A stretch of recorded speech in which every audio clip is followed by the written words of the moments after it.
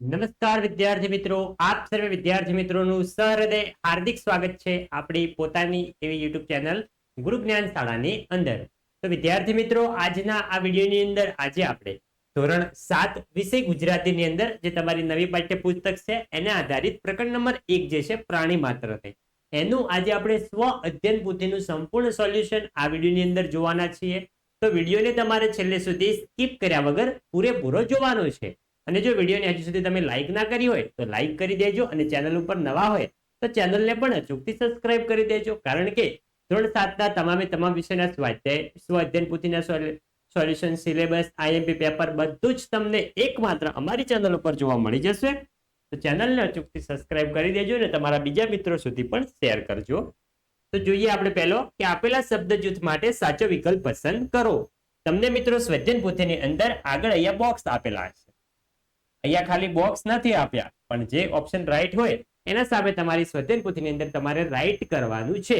અને મિત્રો, સ્વાધ્યાયન પોથીનો વિડીયોની શરૂઆત કરતા પહેલા હું તમને એક સૂચના આપી દઉં કે તમારી સ્વાધ્યાયન પોથીનું નામ છે સ્વ અધ્યયન પોથી, એટલે કે જાતે આપણે લખવાની હોય છે, પણ આપણે સાનો સહારો લઈએ છીએ વિડીયોનો. તો વિદ્યાર્થી મિત્રો, તમારે શું કરવાનું છે, પહેલા સંપૂર્ણ આ વિડીયો જોઈ લો, પછી તમે સ્વાધ્યાયન પોથી લઈને બેસો. તમને જેટલા પ્રશ્નો યાદ રહે, જેટલા પ્રશ્નો આવડે એટલા જાતે પૂરવાનો ટ્રાય કરો.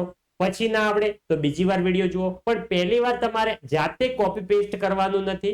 એમાં નુકસાન તમને જ થશે, કારણ કે તમારા શિક્ષકોએ, આપણી ગવર્મેન્ટે તમને સ્વાધ્યાયન પોથી તમારું લેવલ વધારવા આપી છે, ના કે કોપી પેસ્ટ કરવા. તો જોઈએ પહેલો ખોટું લાગવું, તો એનો અર્થ શું થશે? એમાં આવશે માઠું લાગવું. તો માઠા લાગવા ઉપર આગળ જે બોક્સ હોય એમાં તમારે રાઈટ કરી દેવાનું છે. ચલો નેક્સ્ટ આગળ વધીશું. આગળ છે બીજો કે ખપ લાગવું. ખપ લાગવું એટલે કે ઉપયોગમાં આવવું. આગળ છે મધ્યમ માર્ગ લેવો.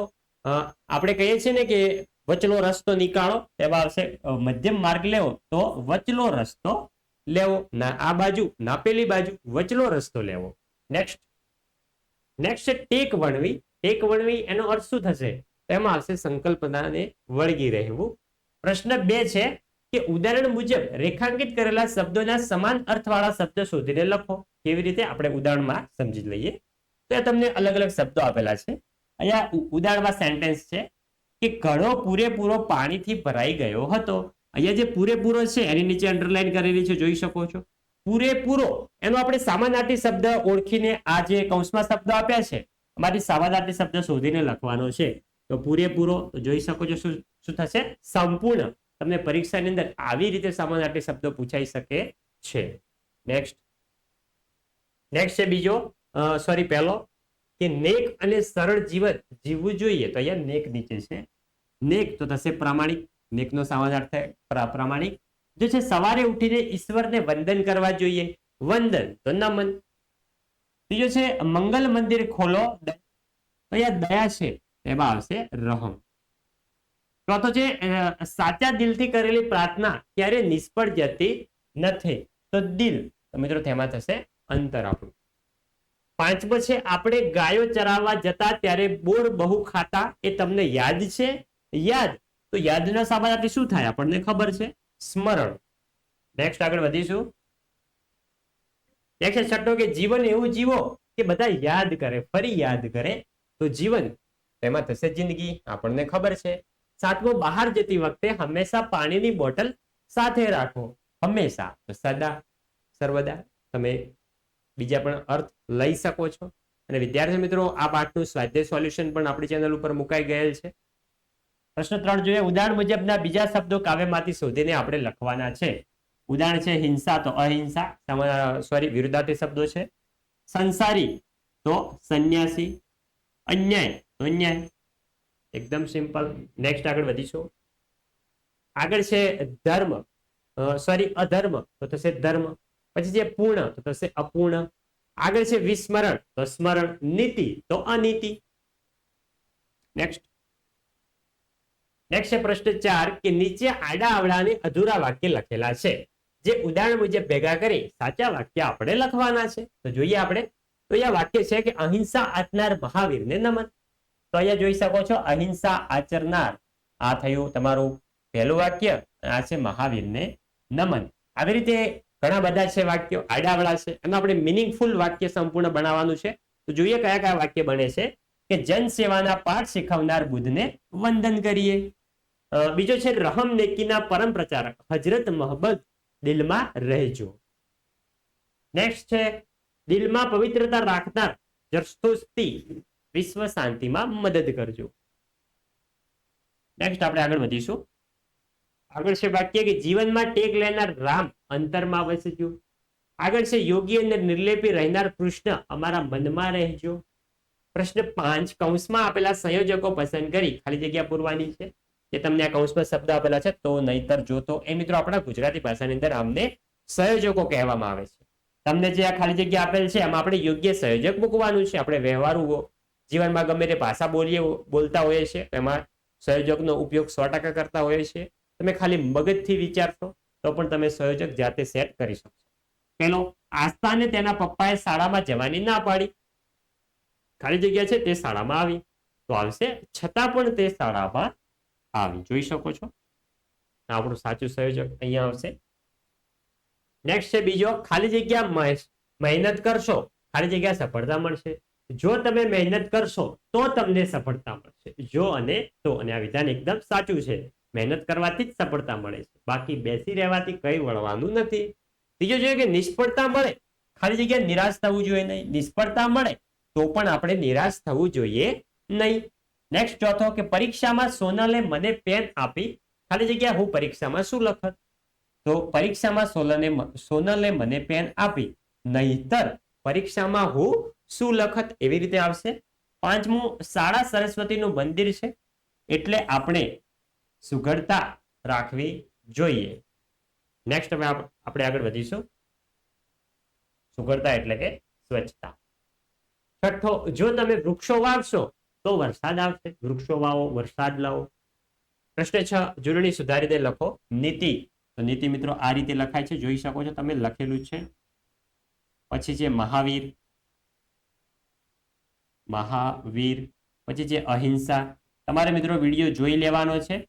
પછી વિડીયો પર તમે આખો વિડીયો સંપૂર્ણ ધ્યાનથી જોઈ લો, સમજી લો. પછી તમારે જાતે સ્વધ્યનપોથી લઈને બેસવાનું છે. જાતે તમને જેટલું આવડે એટલું લખવાનું છે. પછી જે પ્રશ્નો ના આવડે વિડીયો ફરીથી જુઓ, ફરીથી પ્રશ્નો તમે જોઈને લખી શકો છો, પણ પહેલી વાર તમારે કોપી પેસ્ટ કરવાનું નથી. નેક્સ્ટ આગળ વધીશું. આગળ છે પ્રશ્ન 8. પ્રશ્નના જવાબ આપો. એમાં પહેલો અહિંસા એટલે શું?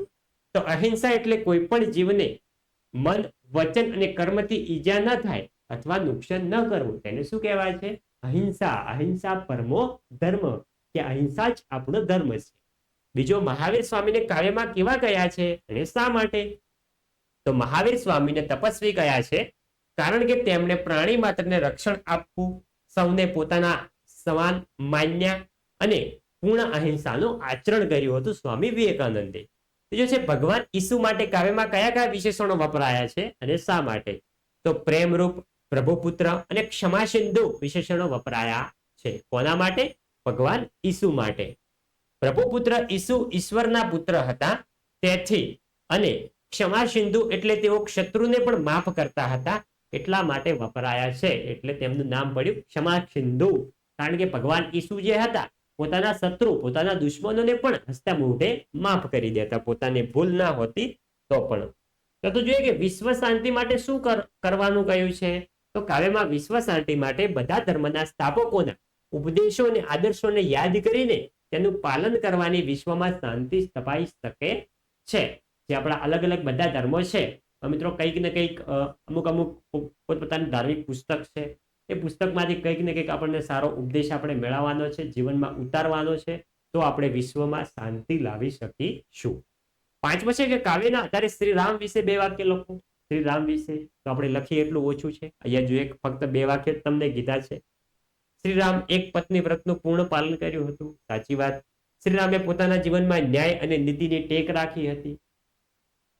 નેક્સ્ટ આગળ વધીશું. આગળ છે પ્રશ્ન 9 કે શાળાના પુસ્તકાલયમાંથી આપના દ્વારા વાંચવામાં આવેલ પુસ્તક વિશે સાર લખો. તો મિત્રો તમારા શાળામાં પુસ્તકાલય હશે તો તમે એમાંથી ગમે તે વાર્તાની બુક અથવા કોઈ બીજી બુક તમે વાંચી હોય તો એના વિશે તમારે અહીંયા સ્વાધ્યાય પોથીની અંદર જાતે લખવાનું છે. અહીંયા એવું નથી કે બેઠે બેઠું વિડીયોમાં તમને આ સમજવા પૂર્વક આપેલું છે તો આપણે બેઠે બેઠું ઉતારીએ, એવું નથી. ફક્ત તમારે આ ખાલી સમજૂતીપૂર્વક તમને કેવી રીતે લખવું એના માટે આ એક ડબ છે. બાકી બેઠે બેઠું કોપી પેસ્ટ કરવાનું નથી. પોતાના અનુભવ પરથી લખશો તો પરીક્ષાની અંદર આસાનીથી લખી શકશો. બાકી પરીક્ષા વખતે તમે ફાંફા મારશો. નેક્સ્ટ આગળ વધીશું. આગળ છે પ્રશ્ન 10 કે તમારી શાળાના થતા પ્રાર્થના કાર્યક્રમ વિશે વિગતે લખો. યસ, ટાઈપિંગ મિસ્ટેક છે. વિશે વિગતે શું આવશે? વિગતે લખો. તેમાં છે કે હું શ્રી જાગૃતિ પ્રાથમિક શાળામાં અભ્યાસ કરું છું. અમારી શાળામાં દરરોજ સવારે 11 વાગ્યે પ્રાર્થના કાર્યક્રમ થાય છે. તમારી શાળામાં જેટલા વાગે થતો હોય, સવારની સ્કૂલ હોય તો સવારે થાય, અને જો બપોરની પાળીની સ્કૂલ હોય તો 10-11 વાગે થતી હોય છે. એવી રીતે તમારે લખવાનું છે. પ્રાર્થના કાર્યક્રમમાં શું શું થતું હોય છે એ તમારે સિમ્પલ લખવાનું છે. તો વિદ્યાર્થી મિત્રો, આ હતું આપણું ધોરણ 7 વિષય ગુજરાતીની અંદર ફર્સ્ટ ચેપ્ટર જે છે પ્રાણી માત્રને, એનું સ્વ અધ્યયન પોથીનું સંપૂર્ણ સોલ્યુશન. તો વિદ્યાર્થી મિત્રો, તમને આ વિડીયો ગમ્યો હોય, વિડીયોને અચૂકથી લાઈક કરીને જજો. તમારા બીજા મિત્રો સુધી પણ આ ચેનલને અને ધોરણ 7ના વિડીયોને શેર કરજો, જેથી કરીને તેમને પણ લાભ થાય અને અમારી મહેનતનું ફળ અમને મળે. જો તમે પરીક્ષાની અંદર સારા ટકા લાવો, સારા માર્ક્સ લાવો, તો અમને અમારી મહેનતનું ફળ મળ્યું એવું અમે માનશું. મળીશું મિત્રો નેક્સ્ટ વિડીયો સાથે. ત્યાં સુધી આવજો. જય હિન્દ, જય ભારત.